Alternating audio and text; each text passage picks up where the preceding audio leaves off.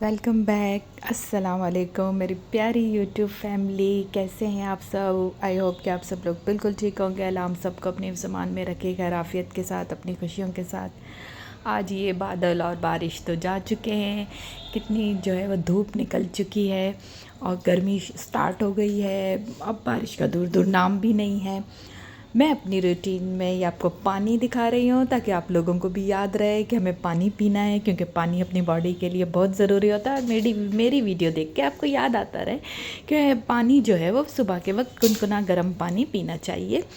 तो इसलिए जो है मैं ये आपको पानी की अपनी रूटीन दिखा देती हूँ। पानी के बाद जो है मैं रात से मेथी दाना और सौंफ को जो है वो भिगो देती हूँ। सुबह उसको छान के मेथी दाना का पानी मैं पीती हूँ, क्योंकि मेथी दाना जो होता है वो उनके लिए बहुत ज़्यादा हेल्पफुल है जिनके पेरेंट्स को शुगर होती है और वो उन बच्चों में शुगर हेरिडिटी में आने का ख़तरा होता है। वो लोग ख़तरे में होते हैं जिनके पेरेंट्स को शुगर हो, तो उनके लिए ये मेथी दाना सुबह पीना बहुत अच्छा होता है। ये आपको शुगर होने से बचाता है। अब मैं जो अपने नाश्ते की तैयारी कर रही हूँ, नाश्ते में मैंने आज सैंडविच बनाने का सोच लिया है। दूध और एग को मिला के और ये पेस्ट बना के मैं ब्राउन ब्रेड पे लगाऊंगी और ये मेरे सैंडविच यमी से रेडी हो जाएंगे नाश्ते के लिए। तो आज मैं बात कर रही हूँ कि हर घर में माँ बाप दोनों बच्चों की तालीम और तरबियत के लिए ज़िम्मेदार होते हैं, लेकिन अगर एक पार्टनर केयरलेस हो जाए, यानी मियाँ बीवी में से एक कोई ऐसा हो जाए कि उसको वो बच्चों की एजुकेशन की उसको परवाह ना हो, वो देखे ही नहीं, तो दूसरे को बहुत ज़्यादा केयरफुल हो जाना चाहिए अपने बच्चों की स्टडी के लिए। इसे ईगो का मसला बनाने के बजाय अगर प्यार और समझ से संभाला जाए तो बच्चों का मुस्तकबिल बेहतरीन बन सकता है। तो आज जो मैं अपनी ये सिंपल सी रूटीन के साथ यही मैसेज जो शेयर करूँगी कि माँ बाप दोनों में से जो है एक अगर केयरलेस हो जाए तो दूसरे को एक्स्ट्रा केयरफुल हो जाना चाहिए अपने बच्चों की स्टडी के लिए, क्योंकि बच्चे जो है वो आपके ही होते हैं। इसमें इसको ईगो का मसला नहीं बनाना चाहिए कि एक नहीं कर रहा तो मैं क्यों करूं। ऐसा होता है कि कहीं देखो तो कितने हस्बैंड कितने रिस्पॉन्सिबल होते हैं और कहीं देखो तो वाइफ इतनी बच्चों की एजुकेशन के लिए माँ इतनी रिस्पॉन्सिबल होती है। वीडियो देखने से पहले चैनल को लाइक कीजिए, सब्सक्राइब कीजिए। ये मेरे सैंडविच भी बनते जा रहे हैं मेरे नाश्ते के। तो मैंने एक बात ऑब्ज़र्व की है कि बच्चों की एजुकेशन दोनों माँ बाप की ज़िम्मेदारी है, लेकिन अगर एक केयरलेस हो जाए तो दूसरे को केयरफुल बनना पड़ता है और बनना ही चाहिए। यहाँ एक मसला अक्सर आ जाता है कि हम ईगो बना लेते हैं, क्या मैं ही सब कुछ करूँ, क्या हमेशा ज़िम्मेदारी मुझे ही उठानी पड़ेगी। ये सोच बच्चों का मुस्तकबिल ख़राब कर देती है। असल बात यह है कि अगर एक पार्टनर केयरलेस है तो दूसरे को गुस्सा या शिकायत के बजाय अपना रोल निभाना चाहिए, क्योंकि आखिरत में भी हमसे पूछा जाएगा अपने बच्चों के बारे में कि आपने उनको कैसी तालीम दी है। तो ईगो छोड़ दीजिए, ज़िम्मेदारी को अपना फ़र्ज़ समझिए और अपने बच्चों के लिए एक ब्राइट फ्यूचर बनिए।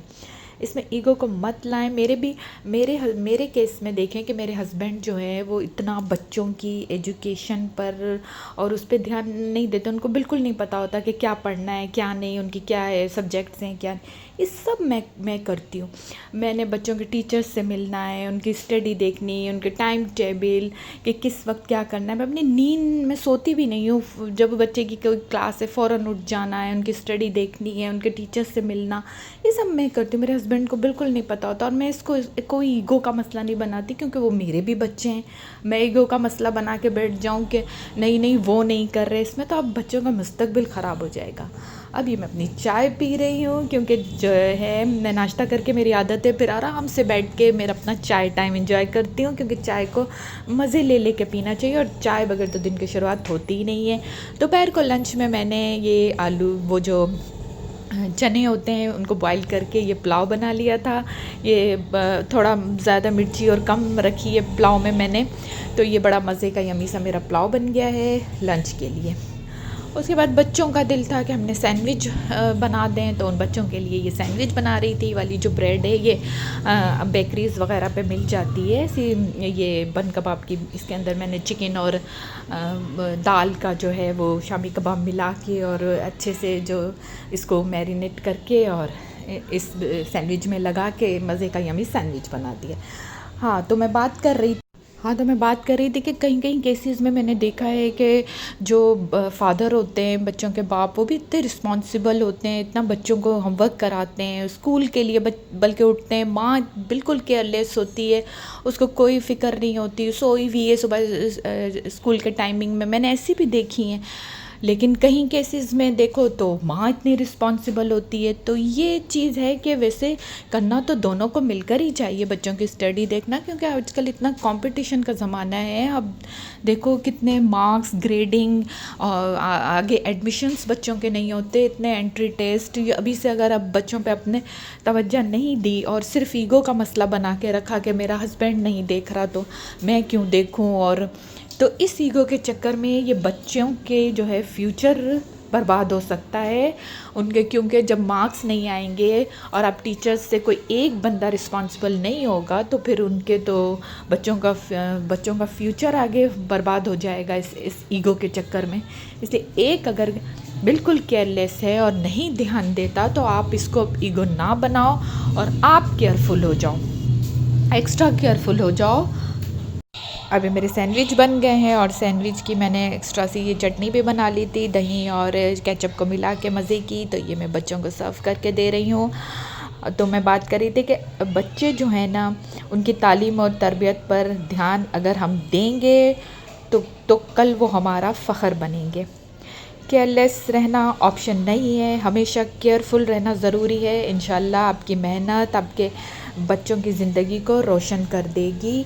इसलिए जो है ईगो बिल्कुल ना बनाए। अगर एक दोनों पार्टनर में से केयरलेस है तो दूसरा एक्स्ट्रा केयरफुल हो के उसका रोल अदा करे। और जब मैं आधा घंटा मैं घर में वॉक करती हूँ तो मेरा ये रूटीन है कि मैं फिर अपने वो जो दुरूद शरीफ, इस्तग़फ़ार, ऐसे अल्लाह का विर्द भी करती रहती हूँ, क्योंकि हमारी जो है वो सिर्फ बच्चों को देखने के साथ, उनकी एजुकेशन देखने के साथ उनके लिए दुआ करना भी बहुत ज़रूरी है, और ये दुआ भी करना एक माँ का फ़र्ज़ भी है। तो बस मैं ये जो है इन दुआओं से अल्लाह ताला सुकून देता है और हर मामला ज़िंदगी के अच्छे होते हैं।